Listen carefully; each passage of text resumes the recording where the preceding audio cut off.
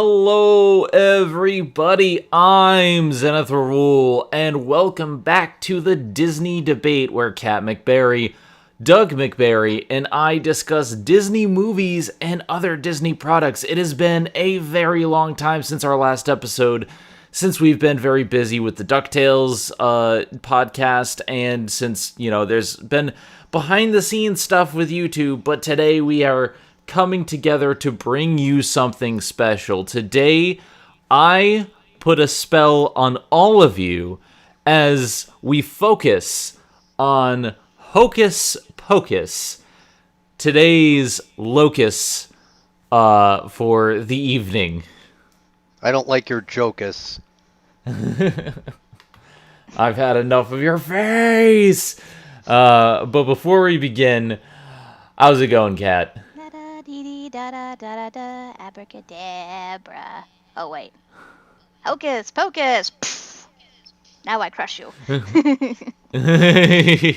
I'm good. I definitely miss doing this. It's been a while since Disney Debate, but it's fun because we're doing Halloween! Yay! And it's a movie that is not my favorite, but should be interesting to talk about regardless. And before we talk about the Hocus Pocus hijinks, Master Doug, how's it going? Damn it, your spell put a frog in my throat. Ugh. Well, I guess we're gonna have to do the podcast without you. I mean, you're not fired, but you're banned from the episode. Fine. I'll get my own episode again with blackjack and hookers. Yeah, you know what? You're rehired as long as you bring that to this episode. I lied. So anyway, today we are, like I said, today we're talking about a film called Hocus Pocus.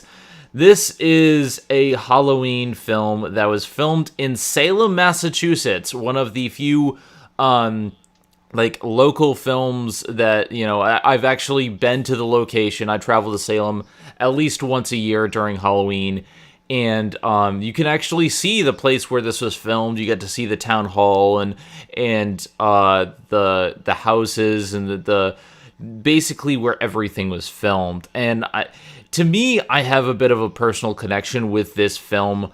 Not just because I've seen the location and I've seen the sets and I've seen the actors talk about the film and how much they love about it, but Hocus Pocus was a film that my babysitter showed me on Halloween when I was a kid.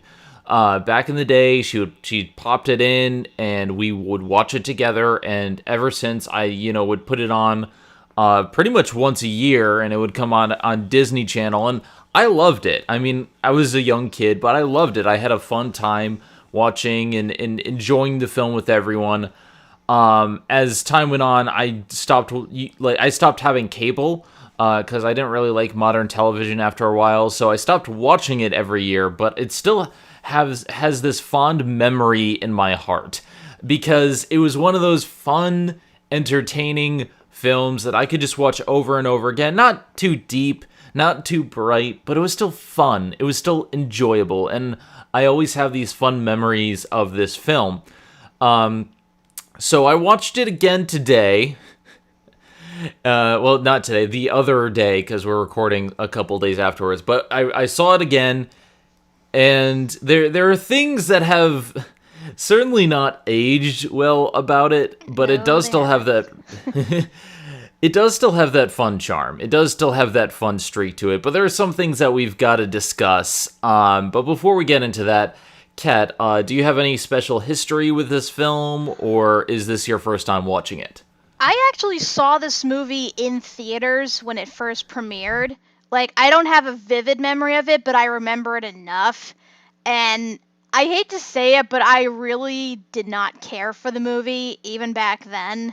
I watched it again, and there are more jokes that I get than I got before, but it's not one of those films that, ever really grabbed me, which is weird, because I love Halloween and everything, but I don't know, something about this movie I don't know, either it doesn't resonate me or rub me the wrong way, and rewatching it now, like I can definitely point out the things that I do not like about this movie. Like I definitely admire it in terms of like its overall appearance, its aesthetic, and the whole look of it, and the cheesiness of like the actor's performance and all that. Like I can appreciate that, and I could see how like young kids would like it and stuff.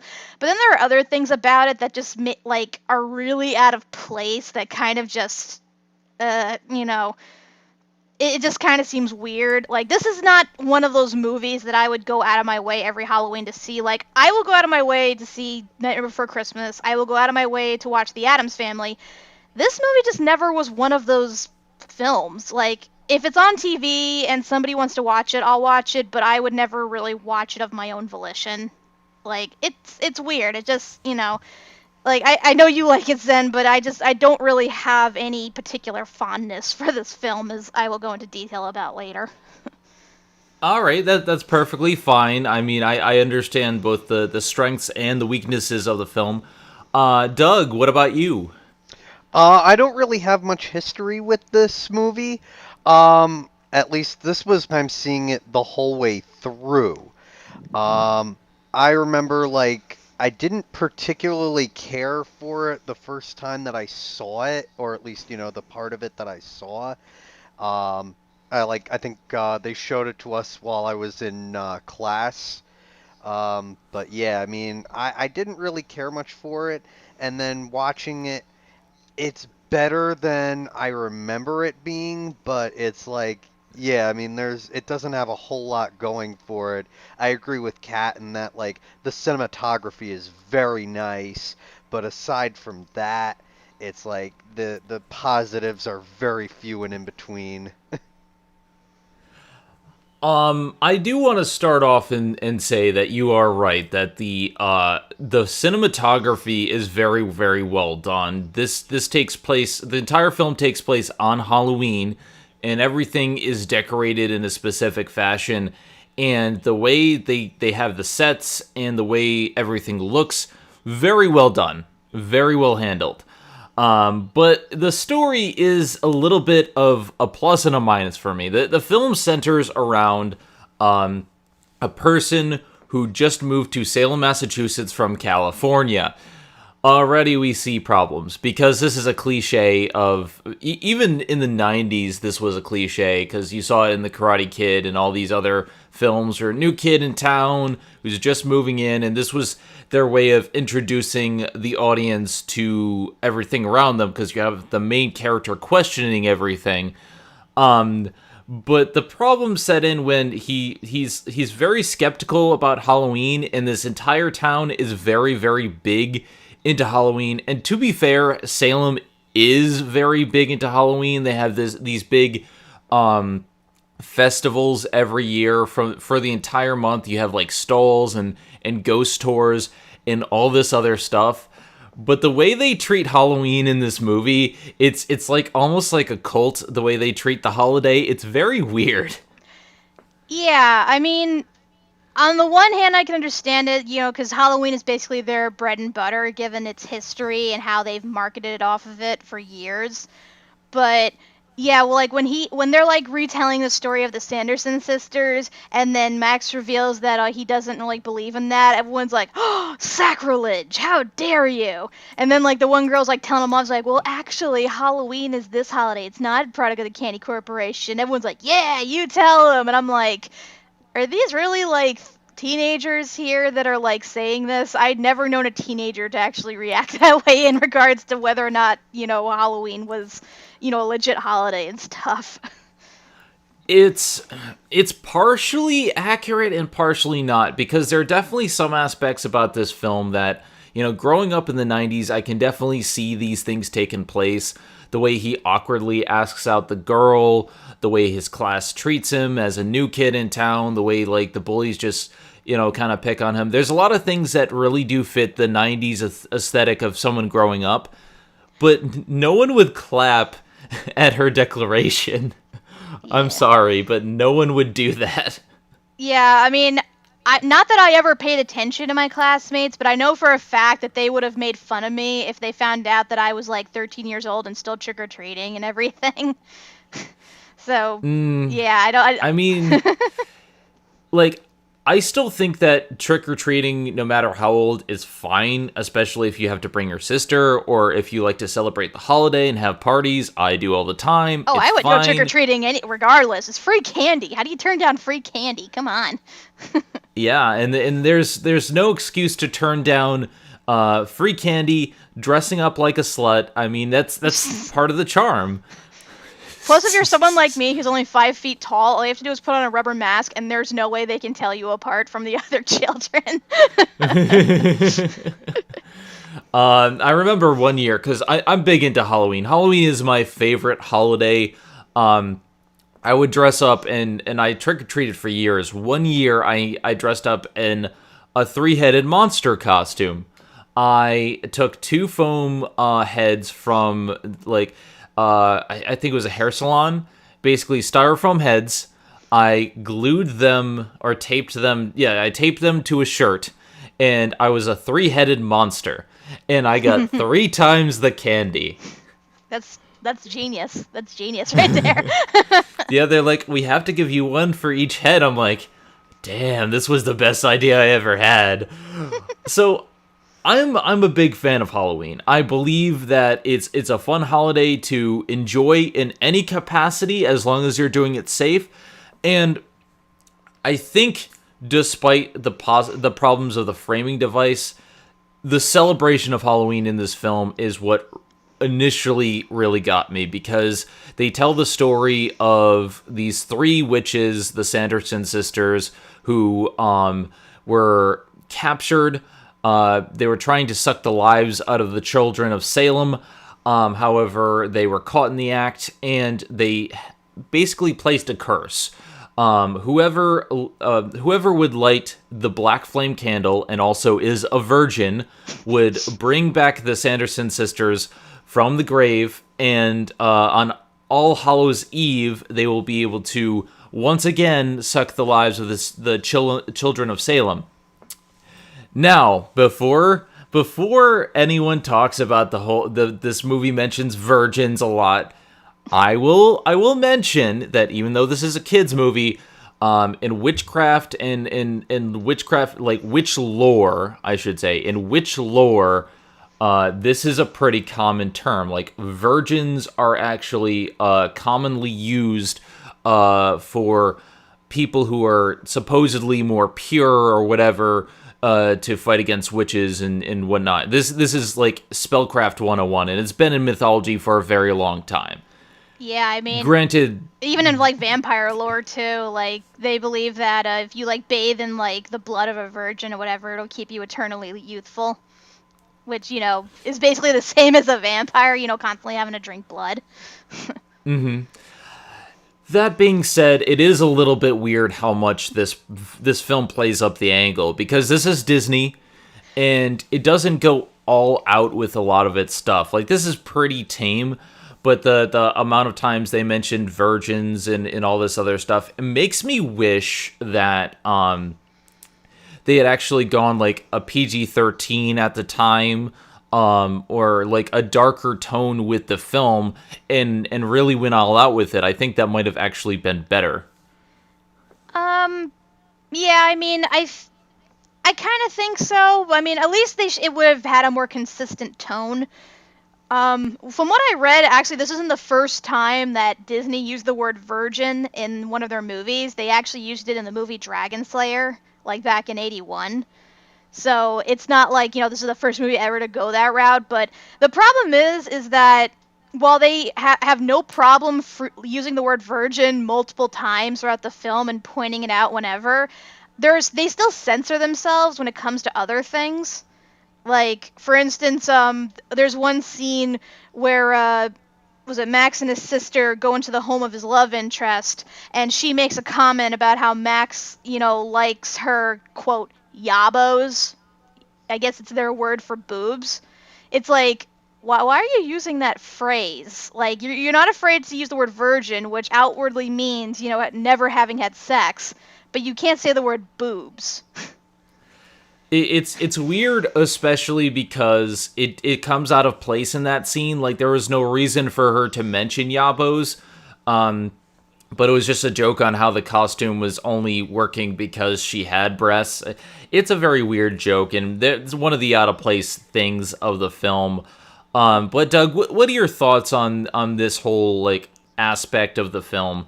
Well, first off, I want to say that you dressing up with the 3 heads and getting all the extra candy, now we know how you got so fat. Okay. It was all part of my plan. My plan is great. But I mean, yeah, but my thoughts are pretty much the same in that respect. It's like, yeah, why are you, harping on the whole virginity thing, and then like censoring other aspects? It's like, what's the point then? Either, go all in or don't. They needed more consistency, and I almost feel like this was supposed to be under a different studio before they brought it to somebody else. Like, I would imagine this was toned down for the Disney release. Maybe they originally had a script that was much more adult. Well, originally, from what I heard, this film did have it start as a different script, and it was originally called I think it was called The Halloween House, and it was a lot darker and scarier than originally intended. But then it went through like 8 years of development hell until finally Disney decided to like pick it back up again with like a different director, and there are parts of it where they try to like sneak in some of the more adult humor, but for the most part they try to keep it more lighthearted and goofy so they can, reach the kid demographic. But it's weird though, because like you see other jokes in there, like for instance, this there's this one guy, he's like the bus driver, and he pulls over to let the witches on, and he obviously, is flirting with them and everything, and he's like, this bus will take you to your biggest desires, and they're like, we desire children, and he's like, well, it might take me a couple of tries, but sure thing. I'm like, whoa. I mean, admittedly, it is a funny joke, and it makes sense for the witches. But I mean, yeah, it's like there are times where this film gets really adult, and then there are times where like it's very dorky. And like, I will commend the acting on Thackeray Binks, not the acting, but the voice acting, because I think he did a fantastic job. But the way that like a lot of people look in the film, they're very dorky and like juxtapose like this adult humor with dorky looking kids like fighting off witches. It's very cheesy, and it's kind of tonal whiplash. And yet also like in relation to Binks going, in continuing the trend of is this for adults or is this for kids? We have that whole, him getting run over by the bus. And they like legit show, for no reason. Yeah. Like, no, I mean there is a reason, the fact that they want to prove that he is indeed immortal and can come back. But it's like, wow, you're really going balls to the wall and showing that. But yet there's other stuff, that's even, morbid that you won't show.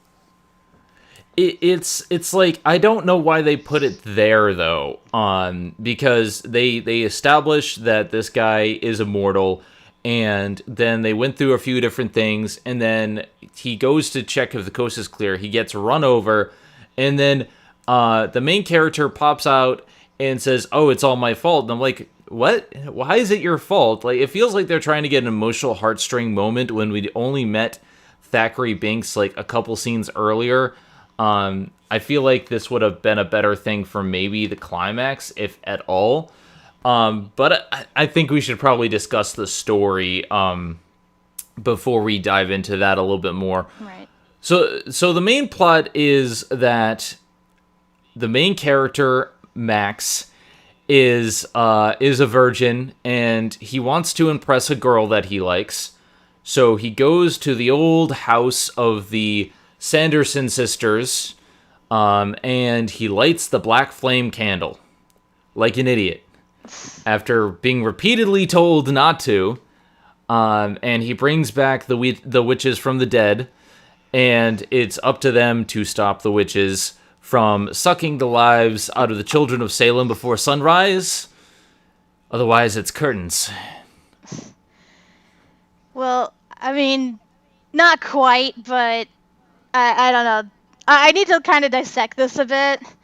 So the whole reason that the Sanderson sisters, like, they kind of put like a time limit on this whole thing, saying that the Sanderson sisters only come back for the one day, and they have until then to suck the lives out of one of the children. That way they can continue to live, because otherwise, once the sun rises, they die and go back to hell.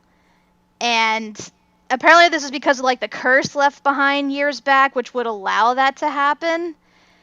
And the thing is, like, when the kids find this out, like, the witches make them their target, even though they can, like, grab any sort of kids throughout the entire town, but they don't. And part of the reason is because the kids end up stealing the book, which they need to make the potion in order to make the kids susceptible to having their lives sucked out. But here's the thing, even though this is a life or death situation for the witches, they are really stupid going about this entire plan. Like I said, they can like capture any kid, but they only go toward the main characters. And toward the end, when they get the book back and they have the potion and they have a slew of children heading their way, they still go after the main characters. Even though they have for one reason, and it's petty. Revenge. It's because they called her ugly. Yeah, they called the lead sister ugly. That's the only reason. It's and they established this as her like petty thing. Like this happens throughout the film. Whenever anyone calls her ugly, she has to have vengeance.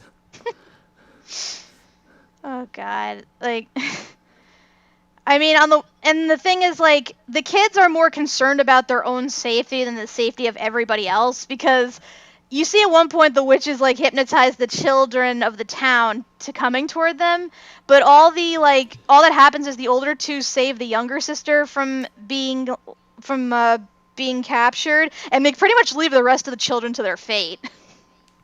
Well, I mean, they can't get them out of the spell. I mean, I guess they could have like set up roadblocks or something, but they're stupid kids.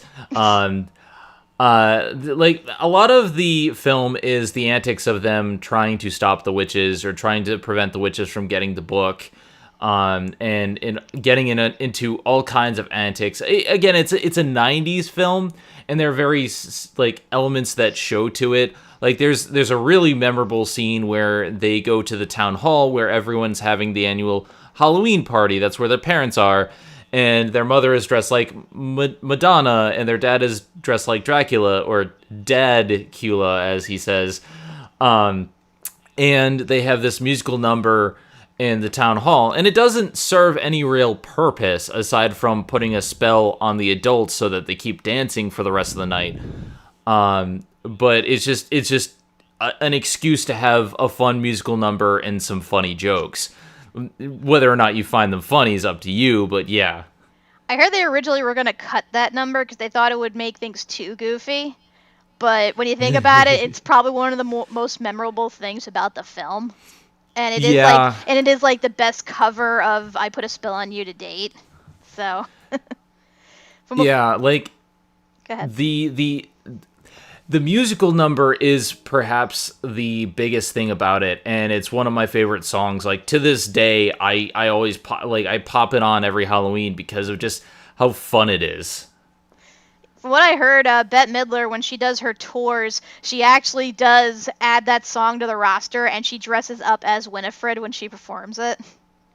Oh, that is so awesome. Like, here's the thing. The cast love this movie. They just had a reunion, and all the cast have a blast. Like, to this day, Bette Midler said this is her favorite performance. Sarah Jessica Parker loved it.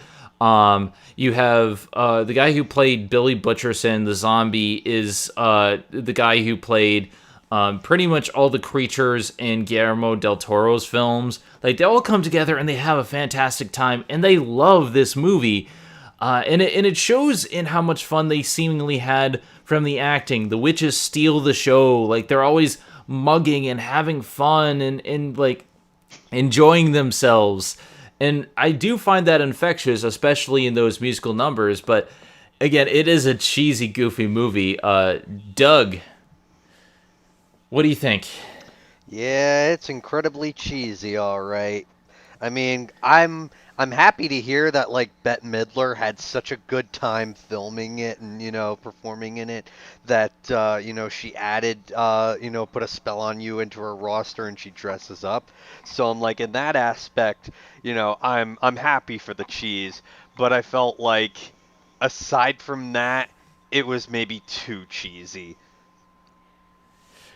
A bit, Like, a I kind of gotta bit. wonder what the director told the actors to do in terms of, like, their direction and everything, because, like, aside from, like, the hammy lime delivery, but, like, the other two sisters kind of repeat everything that Bette Midler's character says, and they kind of act, like, I hate to say this term, they kind of both act like they have special needs. Like, they honestly have like no they have like no sense of like their own person. They kind of just follow everything she says and does everything she says. Like even when she makes a decision to just ignore the other children and go after the three children that pissed her off, they don't object to this even though they know full well it could result in their own deaths. They seem very ditzy, and to a certain extent, the people who grew up in the time period that they originally were. And I don't know. They don't state how old these witches actually are, so they could have been born ages ago when diseases and other illnesses, developmental, could have affected them. I don't know. All Well, I know is that their characters are enjoyable, at least. well, that one witch, Mary, like she does this weird face the entire time, like sort of like a Sylvester Stallone face. You like, ugh. Or like little Nicky, like Adam Sandler and little Nicky, and Yeah. she has that weird ability to like sniff out children like a dog, and she even barks Yeah, sometimes. I'm like, what?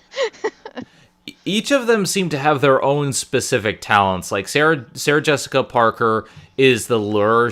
Her voice has the ability to lure people in, and she has the beauty of the three. But she's the dumbest. And then Mary is the more let's see, she's the one who like sniffs out the children, but she has like it seeming like physical defects in the way she acts. Um, and then the third sister is pretty much like I'm willing to bet she's the oldest, and her quirk is that she does not like being called ugly. Well, yeah, she's So obviously the brains of the operation. yeah, It's kind of creepy too, because like especially with Sarah Jessica Parker, they kind of keep putting off like sort of pedophilic vibes. Like 'cause she's like, "Ooh, a child, let's go play with them." I'm like, ugh. and it is creepy. I think it does work in that aspect, and the fact that she's kind of seductive to everyone, not just children, but to everyone. She's just a temptress, like a siren, leading everyone into their deaths. And the fact that Billy was killed because he had an affair with Sarah is part of it. It's like there's a deadly air to her, and I think that's part of the charm is that they're not just stock one note characters. They all have their individual personalities and quirks and stuff that really defines them. There's not too much depth to them, but they at least have defining traits, and they're really fun to watch. I like how they interact with each other when they're doing spells, when they're brewing the potion, when they throw dead man's toes at each other. I always find that scene funny. Oh God. Yeah. Yeah, admittedly, they are the most entertaining thing about this movie, especially when you consider like all the other like regular human characters are really bland. Like Max is like your typical, your typical embarrassed teenager who like doesn't want to be seen as uncool, and because of that, he causes all this shit to go down in the movie. His sister's like a spoiled brat. The love interest is kind of just there. Like she's there for like her knowledge about the Sanderson sisters and witchcraft in general, but she doesn't really have much of a personality beyond that. And I I think out of all three, the person who I like the most is Danny, the little sister, because while she is a little bit bratty at first, she is a good actress, and she has the most charm to her out of all of them. The one thing that really got me though throughout the entire performance, she's dressed up in costume as a witch. Why is she wearing lipstick? yeah, I mean, I assume that was part of her costume, but yeah, like her, like, given her really, like, pasty complexion and the fact she wears no other makeup, like, the lipstick looks so out of place on her, especially since she's, like, 8. And, Yeah, she's supposed to be very, very young. yeah. And also, I'm sorry, I do not like Thora Birch as an actress. Like, in the stuff I've seen her in, she either, like, really overacts or she really underacts. And, like, here she kind of alternates between both. Like, you can forgive it a little bit more here because she's a child, but even so, I'd never liked her acting, I'm sorry to say. I don't know, like, I mean, I've seen bad, like, wooden acting. I've seen bad, like, child acting. She has investment in her lines. I've seen better, but I've seen far worse. And she's better than Max. From what I heard, originally they were trying to get Leonardo DiCaprio to play Max's part, but he declined because he wanted to be in What's Eating Gilbert Grape, which honestly was kind of a better move on his part because at least he got nominated for that role. I mean, I guess, but I want to see that because that actually sounds pretty awesome. Because back then, Leo is like the heartthrob, and he had probably better looking hair than this guy. Well, at least he looks more like he's from California than the other kid did. Yeah, definitely not a Californian. He. Let me put it this way, okay? And here's the stupid thing about this entire film: Max looked like I did in high school. Okay, I had hair like that. I had the big like leather jacket, tie-dye shirts, the poser attitude. He was basically me, and I was just like, man, I was lame. I was so fucking lame, and I didn't even know it. And screw you, YouTube. I'm gonna swear however much I want. I don't care about your new policies. Anyway, Doug, what are your thoughts on this? Yeah, to piggyback off of that, it's like he's supposed to be from Los Angeles, and yet it's like you wouldn't really think much of that, especially like when he's talking with like the two bullies. They seem more, like they're from California than they're from Massachusetts when they're talking to him. Can we briefly discuss the bullies, because I love them. They're so Why? goddamn stupid. They're so goddamn stupid, but I'm like, I knew people like this growing up. Like, They were the worst thing about this movie. I absolutely fucking hated these characters. I wanted the witches to kill them, and I was so disappointed when they didn't die at the end of this film. They had no reason to be there, honestly. They that don't. was the point, though. That was the 90s in a nutshell. There were just random people like these assholes, and I'm like, and yeah, you had people with like letters etched in the back of their heads like ice, like Ernie, who's calling himself Ice now. They were so lame, but they were bullies. But that's the thing. This is how things were in the 90s growing up around New England. This is what people acted like. It didn't make sense. I don't understand why his whole reason for being made fun of is because he's from California. I've never known anybody to ever be made fun of for being from California. If anything, being from California made you a big star because that meant you were from the land of, celebrities and Hollywood and everything. And you were automatically considered cooler than everyone else who was came from a know-nothing town on the East Coast. I don't understand why that is a big point for everyone to make fun of him. That makes no goddamn sense to me. And the fact that the bullies, they're trying to find reasons to make fun of him, and they're trying to find reasons to, steal his shit, but he doesn't have anything, so they ultimately end up stealing his shoes? Like, I thought at first, like, the shoes were gonna play into something at the end, but they don't. Like, eventually the witches, like, go to them because they smell Max's scent, but it's not like the bullies end up leading them to Max. Like, all that happens is the bullies call the women ugly, and they get put in cages, and that's where they stay for the rest of the movie. That's it. Like, Okay, to answer your points again, that happened.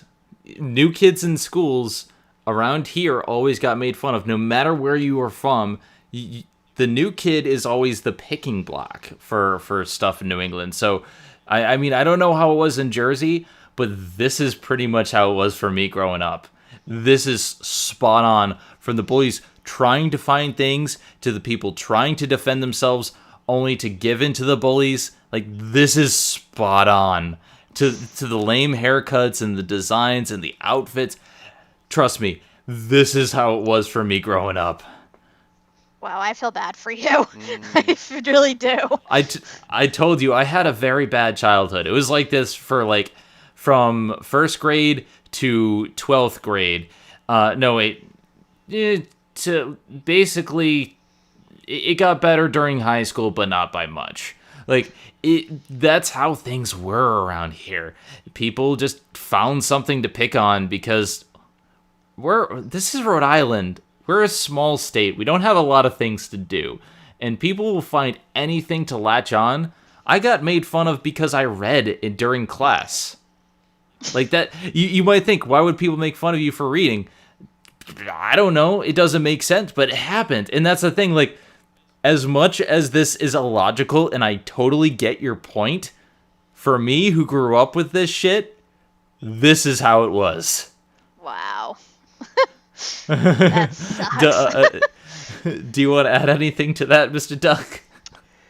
I mean, yeah, I never really had that issue with bullies and stuff in my school around that time, but I guess I was on the younger side, and kind of like I was in an area where everybody was, different.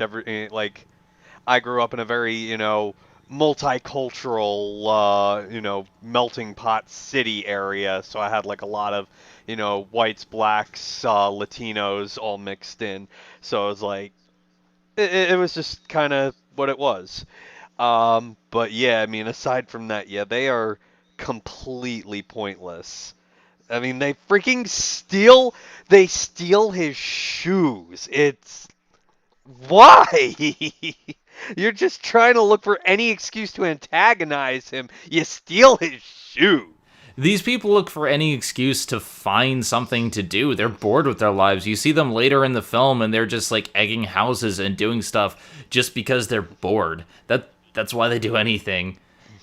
Like, I'm just like, wow, it's really convenient that they happen to be the same shoe size. Because I mean, if this was like area in Jersey, like Newark or Camden, whatever, like those shoes would be hanging from a wire, like out of reach.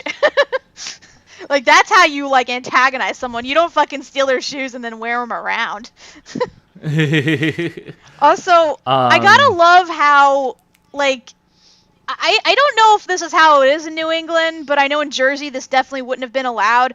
Like, the fact that none of the kids have parents that watch them go trick-or-treating.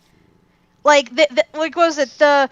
His sister made it a big deal that Max had to watch her while she was going trick-or-treating because she didn't want to go by herself.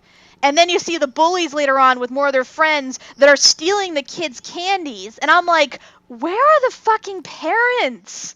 Like, why is nobody stopping this? I know several parents who would definitely kick the ass of any kid that attempted to steal their kids' candy.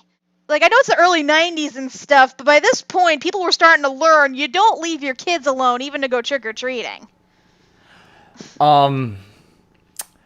Okay, counterpoint, living in New England during that time period, we only trick-or-treated with our parents when we were very little. Around, like, after a few years, I started going by myself. Like, not teenage, like, I was maybe around, like, 10 when I started going by myself. Like, we did that. Yeah, well, you're lucky, because when I was trick-or-treating, like, not only did all of our parents go with us, we actually had cops blocking off the streets and, like, making sure that, like, nobody went in or out while we were trick-or-treating. We had very safe neighborhoods, honestly. Like New England, from where I am, I mean, I live on a dead end. I used to live on a dead end street, which like we didn't get many trick or treaters. But like the neighborhood where my friend Ray and I pretty much were going around, tons of kids, some supervision, but not much past like little kids' age, and it was extremely safe. We didn't have any problems. We live in a very quiet place. We've only had one major incident in the past 28 years that I can recall of something bad happening in our neighborhood. Lucky. So you can understand why it's probably more lax. And then again, it's totally a different neighborhood and it's totally different feel. So that's why it's interesting seeing this from your perspective, because this is basically based around where I live. Like, yeah, Salem, Massachusetts, slightly different state, but it's the same type of environment, and it's very close by. It's only about an hour and a half drive from where I am, and honestly, the neighborhood is very similar to where I live now. So this movie is essentially like a microcosm of my life as a kid. That's probably why it's so off-putting to me, because it's sort of like a culture clash. Because like the way people operate up there in like New England, to me in New Jersey, is so strange. Well, like, you and your roads. Yeah, we live in the land of Mad Max, where driving down the street is a fight for your life. Witness me. But I mean, honestly though, I do like the look of the film, and like the scenes that they did film in Salem were really nice. Like, I can't believe I didn't realize this before, but the person who directs Hocus Pocus, Kenny Ortega, you'd recognize him from a whole bunch of stuff that he's done, like that have distinct looks about them. Examples: Newsies, Xanadu, Dirty Dancing, Ferris Bueller's Day Off, Quest for Camelot. Like, yeah, Pretty in Pink. Like, they all have like distinct looks, and he even did the whole High School Musical like thing, included as well as Descendants. So you definitely got to admit he has style when it comes to the look of his films. So yeah, I give him props visually. To that. Mm-hmm. Visually, this looks great. Acting-wise, it's very cheesy. The cast is doing their best. Most of the older actors are better. I personally like the writing, and I know this may be a point of contention for some people because it is very cheesy, and some of it is very stupid. But I love the lines given to the witches. I love the way they interact with like objects in the road, because they've been dead for 300 years. They don't know what anything is. I love them going to like see the modern things. And yeah, to anyone else, it is probably cliche and stupid, but I think given the material they're working with and given the actors, I love it. I would like it better if it weren't for the fact that it's inconsistent with, what they don't know and what they do know. Like, toward the climax of the film, I don't know if they ever had any sort of interaction with a car aside from the bus, but it's like, what you call it, when they're driving and Bette Midler pulls up like right next to them while they're driving, and she's like, "Do you have a driver's license?" I'm like, "How do you know about that?" Yeah, that's very inconsistent. The devil bit is stupid because they've met the devil, but it's weird because they're really nice lines where they say, "Oh, go to hell," and she's just like, "Oh, I've been there. It's quite lovely." I'm like, yes. I love that writing. I love those little quips. And it's when the film is focusing on that I think it's really on its A game. But some of the asides, like them going into the person who's dressed up as the devil's house and calling him master, like that was unneeded. That is such a random like cameo. Like 2 cameos. Yeah, like they stick was it Gary and Sarah Gary and Marshall Penny in there? Marshall. Yeah. Penny Marshall, Yeah. yeah, like they're in there for no real reason, and not only that, in real life they're brother and sister. In this movie, they're portrayed as husband and wife. Ew. So, and they don't add anything to the story other than to give them an opportunity to do more fish out of water type jokes, and to allow the opportunity for them to lose their brooms, which don't really matter too much in the long run, but that's such a random cameo. And the weird thing is, like, it's uncredited too. Like, unless you knew it was them, they don't show up in the credits. Now, who are they? Because I'm an uncultured swine. So Gary Marshall created Happy Days, and Penny Marshall, she's been on Happy Days, and she got a spin-off because she played Laverne in Laverne and Shirley, as well as on Happy Days. Oh, Yeah. okay. Now, I will say, the fish out of water stuff can get annoying, especially because it does clash with a lot of the tone. And nowadays, we've seen so many fish out of water stories that, like, it's very dated material. And to its credit, I think several of the scenes could have been cut. But it's when the film is focused on the book and like them learning about the sisters that I think its writing is great.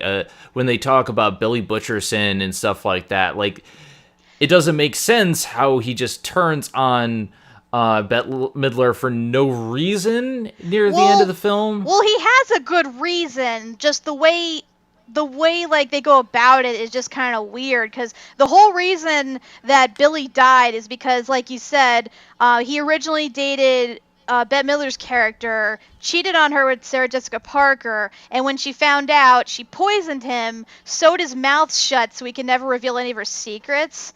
And then she ends up resurrecting him as her zombie servant. But the weird thing is, he still has, like, free will, a sense of self. Yeah, he still has free will and his old sense of self, because while he does initially chase after them and stuff, he does a real quick heel turn, and then as soon as he's able to cut his mouth open, he just outwardly insults her and then goes and helps the kids defeat them. And you understand why, because again, she's the reason he's dead and the reason why she resurrected him, but it just doesn't make sense why he went along with her at first. Yeah, it like there seemed like there should have been an additional step in there, and that's the thing. It's like the setup is really, really good. The lore, the way they present stuff, really good. Well, they kind of shoehorned Billy in there. Like, you don't see him in the flashback, and when Binks goes to, like, explain to them about what's going on, the first thing he does is bring them to Billy's grave, and it's like, he explains his backstory. I'm like, okay, why are you talking about this character we never saw in the flashback and has no relevance on the Sanderson Sisters right now? Oh yeah, can we talk a little more about that too? About how, like, with the story of the Sanderson Sisters and Binks, it's like most of the people know, like, every minute detail, yet the fact, like, especially with Binks turning into the cat, nobody really knew about that except for the Sanderson Sisters themselves. Yeah, like throughout the whole film, where like you see the teacher and other characters talking about the legend of the Sanderson Sisters, I just kept quoting Plinkett. I'm like, how did you know that? I said, how did you know that? Did you read the script too? Oh, what's that laying on the ground? Again, it's almost like there's a third, like a middle step missing from a lot of this stuff. Yeah. Good setup, good payoff, but there's something in between that doesn't connect these two ideas together, and it's almost like as if they were rushed into the people will explain that away later or something like that. Like the Billy Butcherson stuff, he wasn't in the presentation, but he was initially brought up as a warning.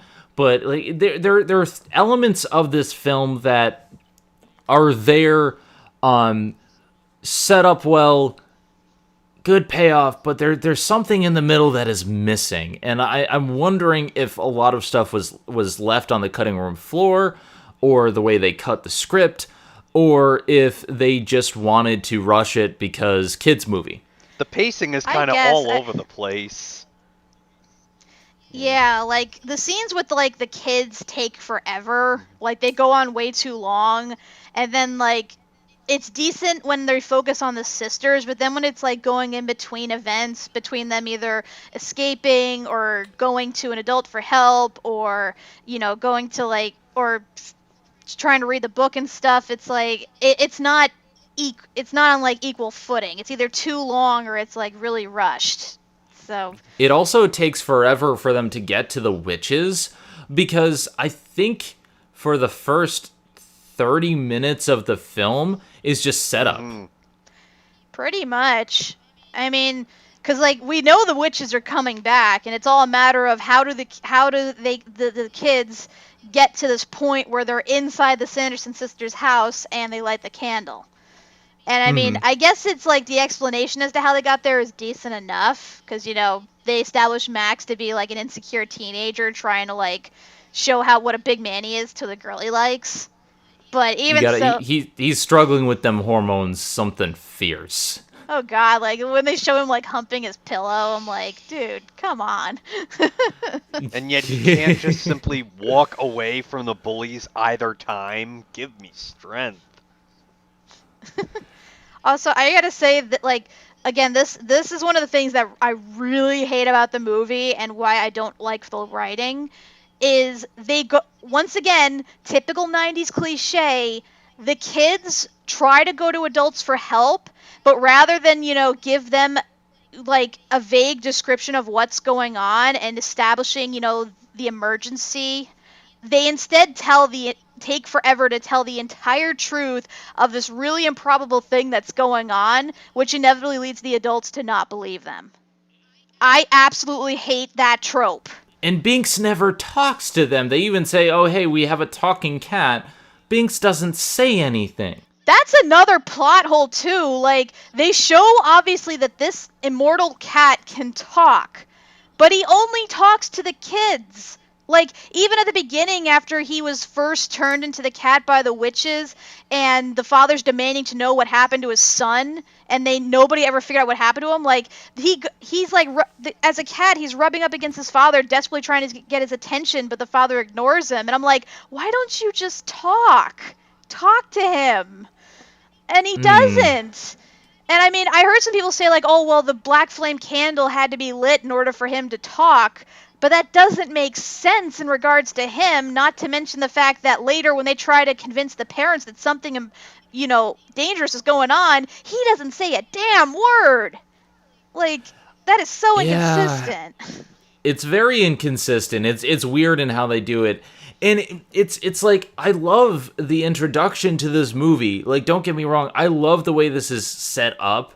I think, honestly, the first 10 minutes when they do the flashback are probably the best part. It's like the best part of the film because of the atmosphere it sets and how they showed the power of the witches and him being turned into a cat. Like, that is good setup, but then you get these weirdly inconsistent things, and it's like, again, there's a middle step here that we're missing. Oh, yeah. And on the subject of inconsistencies and pacing, it's like, so there's that one part where they lure the three sisters into the incinerator or whatever in the school, and then it's like they burn up and turn to smoke, and it's like, oh, we finished them, they're gone for good, and yet it's like Binks is still alive, and they take forever to like have the sisters come back, but they're gonna come back. And it also is inconsistent in the fact that when they actually do get turned into dust, Binks turns back into a ghost, and he says, oh, well, their magic is done. Here's my question, then.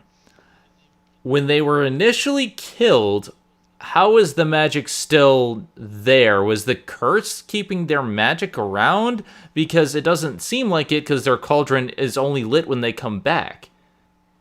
Well, they did leave that curse from the book that lingers, like tethering them back to the real world. It's all a matter of, activating the thing that will bring them back. So, technically speaking, they were and weren't dead. They were kind of in limbo. So, okay. I mean, I can sort of believe. The thing that I don't believe, though, is like you said, there's inconsistency with the magic. Like, once they finally do die at the end, all of their spells are undone. Like I said, with Banks finally being able to die and becoming a ghost. But Billy's still alive for some reason. No. What was it in What was it in what you call it, the Princess Bride? Billy Crystal like referring to Oh, I'm only mostly mostly dead. And there's another thing, the last line of the movie, which it's a good line. I had to wait 300 years for a virgin to light a candle, inconsistent with the fact that he waited 300 years to prevent someone from lighting the candle. Yeah. Like his whole You purpose, had as he said one before, job. was to stop. I know. And he didn't do it.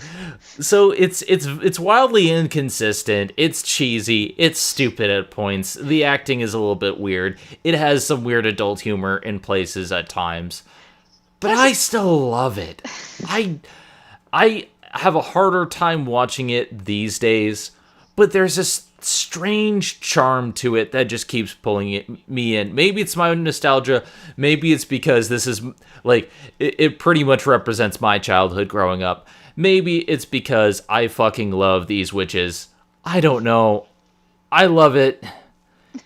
Kat, what are your final thoughts?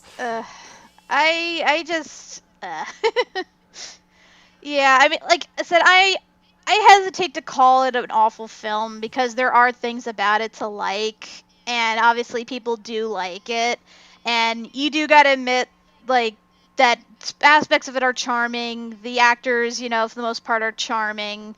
It has a good, like, Halloween feel about it and stuff. It's just other things about it just piss me off so much. All the 90s tropes with the bullies and, the kids going to the adults who don't believe them, and the plot holes and stuff. And the fact that the lead characters really aren't, like, heroes or anything, because they kind of leave everybody else to die.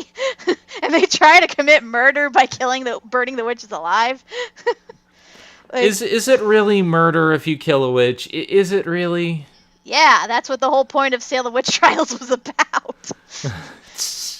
Although I will say, like, the biggest crime about this movie is how much Doug Jones kind of got the shaft in this movie. Because Billy Butcherson was honestly the best character in this movie.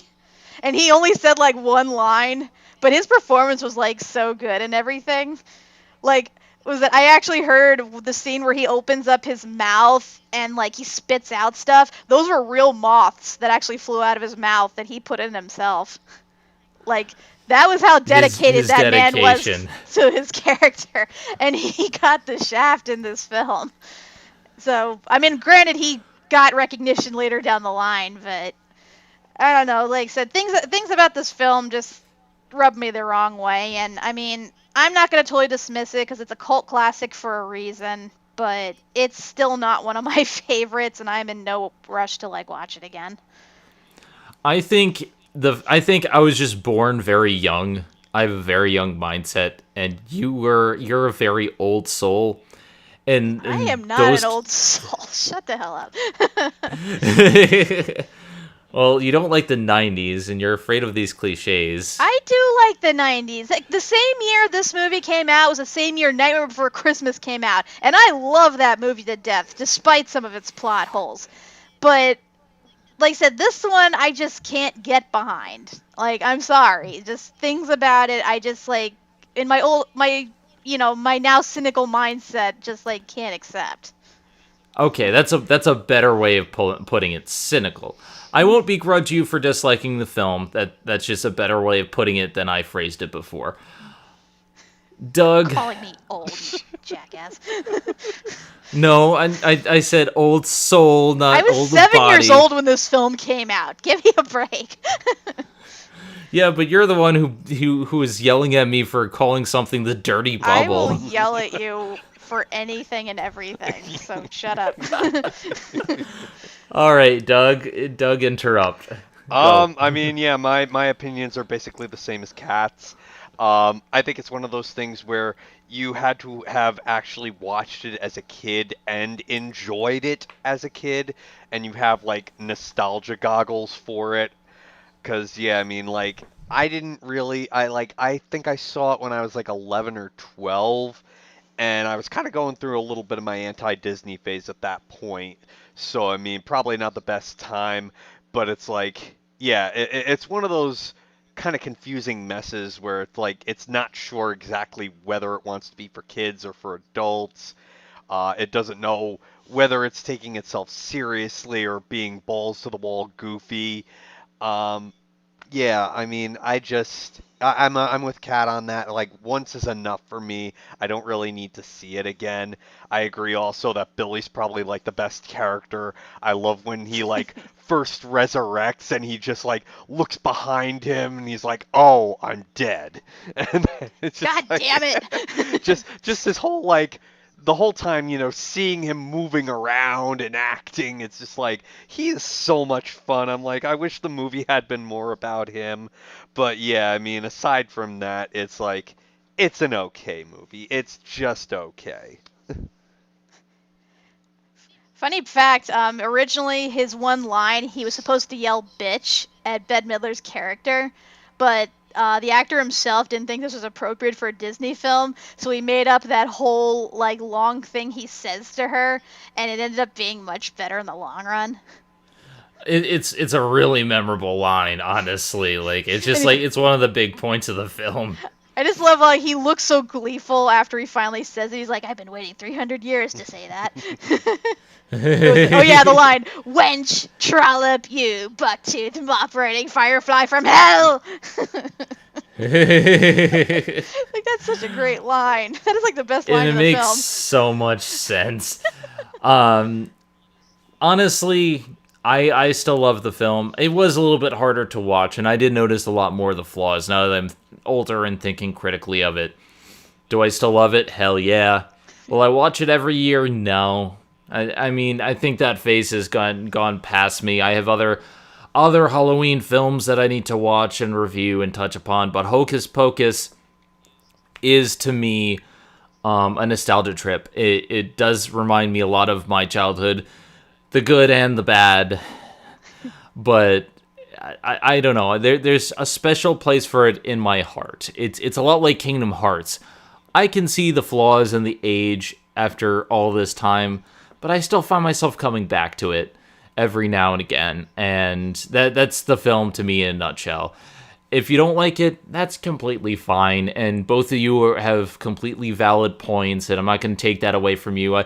Even though I tease, I do understand, and it's just like, this is one of those films, you either love it or you hate it, but I think it's presented in such a way that I don't think people hate it from a hateful position. It's like, you can see the passion that went on in this film, and you can see that they wanted to create something good. It's just development hell and a lot of other factors kind of went against it, especially the 90s. I am interested to see if they ever will officially make a sequel to it, because they've been in talk about that for years, and like all of the cast said they were on board about doing it, but they've never like turned out like an actual legit script or anything like solid. Like I heard like they considered maybe doing a remake of it, which despite how much I don't care for the film, I think would do it a grave injustice, because it kind of takes away from the identity of the film a bit. So The film definitely has a very 90s aesthetic. It's very much in that time period, and if you were to take it out of that time period, you would really have to do something to update it. And it's very hard, like, say, something like the Total Recall or Blade Runner or other remakes that are coming out now. The originals are so much a product of their times that it's very hard to get your mindset away from that and to do so in a justifiable manner. I don't know how that would work for Hocus Pocus. I think a sequel would be the best bet.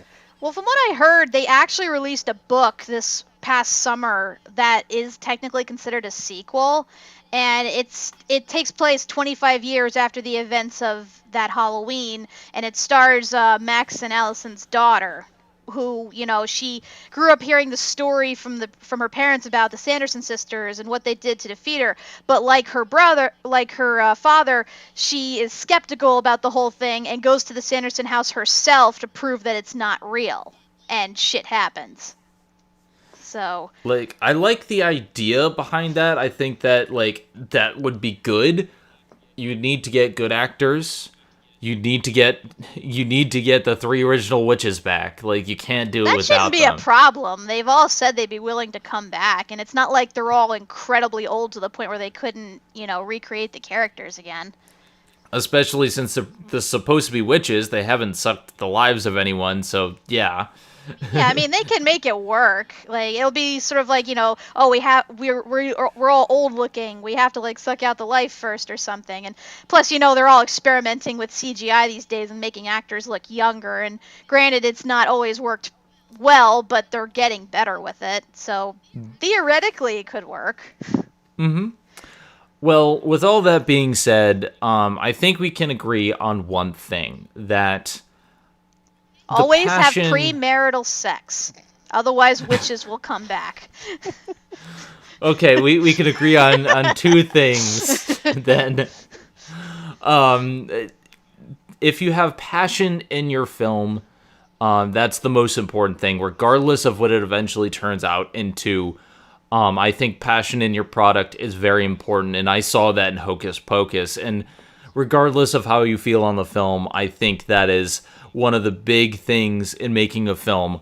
Make something that you enjoy making. Make something that the cast enjoys making, and then we'll still be talking about it for years to come. But anyway, I'm Zenith Rule. I'm Kat Macberrie. I'm Doug Macberrie. And just remember, it's just a bunch of hocus pocus. Abracadabra. Newport News. Walla Walla, Washington. Hey, this is Megami33. Thank you for watching Zenith Will Review. Don't forget to like, comment, and subscribe for more awesome videos. If you like what you see, check out the Patreon page at patreon.com/Zenith Will Review.